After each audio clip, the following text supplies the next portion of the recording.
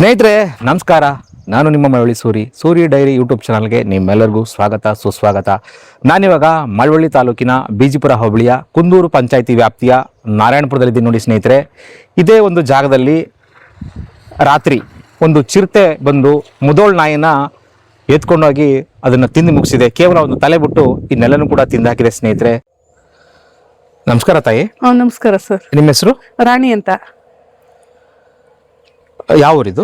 ಇದು ನಾರಾಯಣಪುರ ಸರ್, ಮಳವಳ್ಳಿ ತಾಲೂಕು, ಮಂಡ್ಯ ಜಿಲ್ಲೆ, ನಾರಾಯಣಪುರ.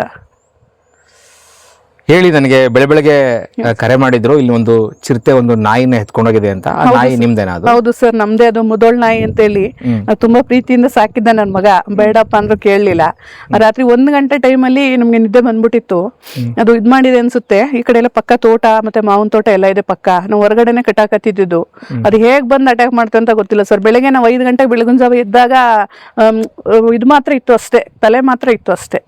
ಇನ್ ಬಾಕಿದೆಲ್ಲ ತಿಂದು ಅಲ್ಲೇ ಕುತ್ಕೊಂಡು ತಿಂದು ಎಲ್ಲ ರಕ್ತ ಎಲ್ಲ ಹಾಕಿ ಮತ್ತೆ ಎಳ್ಕೊಂಡು ಎಲ್ಲ ಹೋಗಿದೆ ಸರ್ ಅಲ್ಲೇ ಮನೆ ಹತ್ರ. ಇದು ಇಲ್ಲೇನು ರಕ್ತ ಕಾಣ್ತಿದೆ? ರಕ್ತ ಅದೇ ಸರ್, ಅದು ತಿಂದಿತ್ತು. ತಲೆ ಬುಂಡೆ ಮಾತ್ರ ಇತ್ತು. ಅದು ತೆಗ್ದಾಕ್ಬಿಟ್ವಿ. ಅರಣ್ಯ ಇಲಾಖೆಗೆ ಫೋನ್ ಮಾಡ್ಬಿಟ್ಟು ತೆಗೆದ್ಬಿಡಿ ಅಂದ್ರು.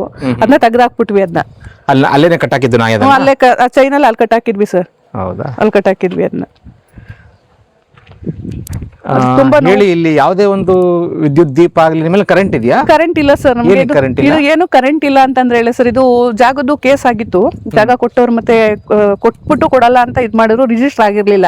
ಅಲ್ಲ, ಆದೇಶದ ಪ್ರಕಾರ ಈ ಜಾಗದ ಮಾಲೀಕರು ರಾಣಿ ನಂಜುಂಡ ಸ್ವಾಮಿನೇ ಅಂತ ಕೋರ್ಟಲ್ಲಿ ಡಿಕ್ರಿ ಆಗಿದೆ ಸರ್.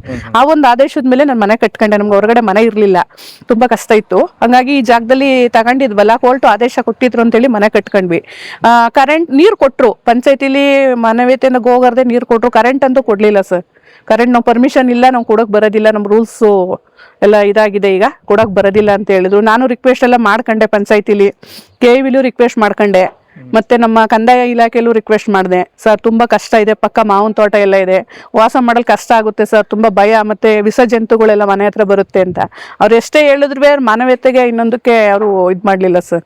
ಕೊಡಕ್ ಬರೋದಿಲ್ಲಮ್ಮ, ನೀವು ಪಕ್ಕ ದಾಖಲಾತಿ ಬೇಕು, ಮತ್ತೆ ಅದೆಲ್ಲ ರೂಲ್ಸ್ ಎಲ್ಲ ಚೇಂಜ್ ಆಗಿದೆ ಅಂತ ಹೇಳಿದ್ರು. ಧನ್ಯವಾದ ಧನ್ಯವಾದ.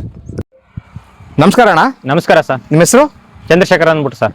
ಹೇಳಿ, ಏನೊಂದು ಚಿರತೆ ಏನೋ ಒಂದು ನಾಯಿನ ಎತ್ಕೊಂಡೋಗಿದೆ, ತಿಂದಾಕಿದೆ ಅಂತ ಹೇಳಿದ್ರು. ಹೌದು ಸರ್. ಹೇಳಿ ಸರ್, ಇದು ಚಿರತೆ ಕಾಟ ತುಂಬಾ ಅತಿ ಆಗ್ಬಿಟ್ಟಿದೆ ಸರ್. ಇಲ್ಲೆಲ್ಲ ಅಕ್ಕಪಕ್ಕದಲ್ಲೆಲ್ಲ ಅಲ್ಲಿ ನೋಡ್ದೋ ಇಲ್ಲಿ ನೋಡ್ದೋ ಅಂತ ಎಲ್ಲ ಹೇಳ್ತಾ ಇರ್ತಾರೆ ಜಮೀನಲ್ಲೆಲ್ಲ. ಅಕ್ಕ ಪಕ್ಕದವರೆಗೂ ಬಂದಿದ್ದೋ, ಆದ್ರೆ ಇವತ್ತು ಅನಿವರೆಗೂ ಊರೊಳಗಡೆನೂ ಬಂದಿದೆ. ಬಂದು ಒಂದ್ ನಾಯಿ ತಗೊಂಡೋಗಿದೆ. ಸದ್ಯಕ್ಕೆ ಪ್ರಾಣಿಗಳು ಮುಟ್ಟಿಲ್ಲ. ಪ್ರಾಣಿಗಳು ಏನಾದ್ರು ಹೆಚ್ಚು ಕಡಿಮೆ ಆಗಿದ್ರೆ ಏನು, ಇಲ್ಲಿಗೆ ಊರತ್ರಕ್ಕೆ ಊರೊಳಗಡೆನೆ ಬಂದಿದೆ ಅಂದ್ರೆ ಭಾರಿ ಹಿಂಸೆ ಸರ್. ಇಲ್ಲಿ ನಮ್ಮ ಅರಣ್ಯ ಇಲಾಖೆಯವರು ನೋಡಿದ್ರೆ ಅವರು ಉದಾಸೀನ ಮಾಡ್ತಾರೆ. ಯಾಕೋ ಬೋನ್ ತಂದು ಹಾಕಿ ಏನೋ ಒಂದು ಇದ್ ಮಾಡಿ ರಕ್ಷಣೆ ಕೊಡಿ ಅಂತಂದ್ರೆ ಅವರು ಉದಾಸೀನ ಮಾಡ್ತಾವ್ರ. ಎಲ್ಲ ಕಡೆನೂ ಇದೆ, ಹೋಗ್ರಿ ನಿಮ್ ಇಲ್ಲೇನೋ ಒಂದೇನ ಅನ್ಬಿಟ್ಟು ಬೇರೆ ಬೇರೆ ಕಡೆಯಿಂದ ಎಲ್ಲ ತಂದು ಇಲ್ಲಿಗ ಬಿಡ್ತಾವ್ರ ಅನ್ನೋ ಮಾಹಿತಿನೂ ಗೊತ್ತಾಯ್ತು. ಬೇರೆ ಕಡೆ ಎಲ್ಲಿಗೆ ಬಿಡ್ತಾ ಇದಾರೆ? ನಮ್ಮ ಇಲ್ಲಿ ಕುಂದೂರು ಬೆಟ್ಟ ಅಂತ ಇದೆ ಸರ್ ಪಕ್ಕದಲ್ಲಿ, ಅಲ್ಲಿಗೆ ಬಿಡ್ತಾವ್ರ ಅಂತ ಮಾಹಿತಿ ಬಂತು. ಇಲ್ಲಿ ಇವ್ರಿಗೂ ಪಾಪ ಕರೆಂಟ್ ಇರ್ಲಿಲ್ಲ ಮನೇಲಿ, ಏನೋ ಹೊಸ್ದಾಗಿ ಈಗ ಬಂದ್ ಮಾಡವ್ರೆ. ಕೇಳಿದ್ರಂತೆ ಇವ್ರು ಗ್ರಾಮ ಪಂಚಾಯತಿಲಿ ಇವ್ರಿಗೆ ಯಾವ ಮಾನ್ಯತೆನೂ ಸಿಗ್ಲಿಲ್ಲ. ಅಷ್ಟೇ KVಲಿ ಹೋಗಿ ಕೇಳಿದ್ರಂತ, ಅಲ್ವಾ ಇದ್ಬೇಕು, ಏನು NOC ಬೇಕು, ಅದು ತಂದು ಕೊಡಿ ಮಾಡ್ಕೊಡ್ತೀವಿ ಅಂತ ಅಂದ್ರಂತ. ಪಂಚಾಯತಿ ಅವ್ರು ಕೊಡ್ತಾ ಇಲ್ಲ. ಹಂಗಾಗಿ ಸ್ವಲ್ಪ ದಾಳಿ ನಡೀತಾ ಇದೆ ಸರ್ ಇಲ್ಲಿ. ಇನ್ನು ಊರೊಳಗಡೆ ಬಂದದಂದ್ರೆ ಇನ್ನು ತುಂಬಾನೇ ಹಿಂಸೆ ಸರ್ ಇಲ್ಲಿ. ನೋಡಿ, ಈ ಒಂದು ಮನೆಗೆ ವಿದ್ಯುತ್ ಸಂಪರ್ಕನೇ ಇಲ್ಲ. ನೋಡಿ, ಇದಕ್ಕೊಂದು ಉದಾಹರಣೆ ಕೊಡ್ತೀನಿ. ಮಳವಳ್ಳಿ ಪಟ್ಟಣದ ಬ್ರಾಹ್ಮಣರ ಬೀದಿಯಲ್ಲಿ 1ನೇ ವಾರ್ಡಲ್ಲಿ ಒಂದು ಅನಧಿಕೃತವಾಗಿ ಒಂದು ಚೌಲ್ಟ್ರಿ ಕೊಟ್ಟಿದ್ದಾರೆ ಸ್ನೇಹಿತರೆ. ಅವರು ಶ್ರೀಮಂತರು ಅನ್ನೋ ಕಾರಣಕ್ಕೋಸ್ಕರ, ಮಾರ್ವಾಡಿಗಳು ಶ್ರೀಮಂತರು ಅನ್ನೋ ಒಂದೇ ಒಂದು ಕಾರಣಕ್ಕೋಸ್ಕರ ಆ ಒಂದು ಕಟ್ಟಡಕ್ಕೆ ತಾತ್ಕಾಲಿಕವಾದಂಥ ಒಂದು ವಿದ್ಯುತ್ನ ಕೊಟ್ಟಿದ್ದಾರೆ. ಅದು ಕಮರ್ಷಿಯಲ್ ಕಟ್ಟಡ. ಆದರೆ ಇಲ್ಲಿ ಒಬ್ಬ ಬಹಳ ಹೆಣ್ಣು ಮಗಳು, ಈ ಗ್ರಾಮದ ಬಡ ಹೆಣ್ಣು ಮಗಳು, ಕೇಸ್ ವಿವಾದ ಏನೇ ಇದ್ರೂ ಕೂಡ ಒಂದು ಯಾವುದೇ ವಿದ್ಯುತ್ ಆಗಲಿ ನೀರನ್ನಾಗಲಿ ಯಾವುದೇ ಒಂದು ಇಲಾಖೆಗಳು ನಿರಾಕರಿಸುವಂತಿಲ್ಲ. ಇದು ಮೋಸ್ಟ್ ಎಸೆನ್ಷಿಯಲ್, ಅಂದರೆ ಮೂಲಭೂತ ಮನುಷ್ಯನ ಅತ್ಯಂತ ಅವಶ್ಯಕತೆಗಳಲ್ಲಿ ಒಂದಾದಂಥ ವಿದ್ಯುತ್ ಮತ್ತು ನೀರು ಎರಡನ್ನ ನಿರಾಕರಿಸುವಂತಿಲ್ಲ. ಆದರೂ ಇದನ್ನು ನಿರಾಕರಿಸಿದ್ದಾರೆ. ನೋಡಿ, ಈ ಒಂದು ಮಳವಳ್ಳಿ ತಾಲೂಕಿನಲ್ಲಿ ಬಡವ್ರಿಗೊಂದು ನ್ಯಾಯ, ಶ್ರೀಮಂತರಿಗೊಂದು ನ್ಯಾಯ, ಇದನ್ನು ಯಾರು ಒಪ್ತಾರೆ ಹೇಳಿ?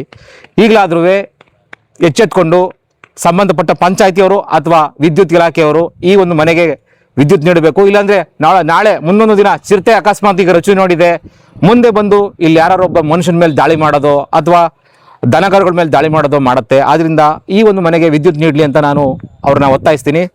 ಈ ಸ್ಟೋರಿ ನೋಡಿದ್ದಕ್ಕಾಗಿ ಧನ್ಯವಾದ.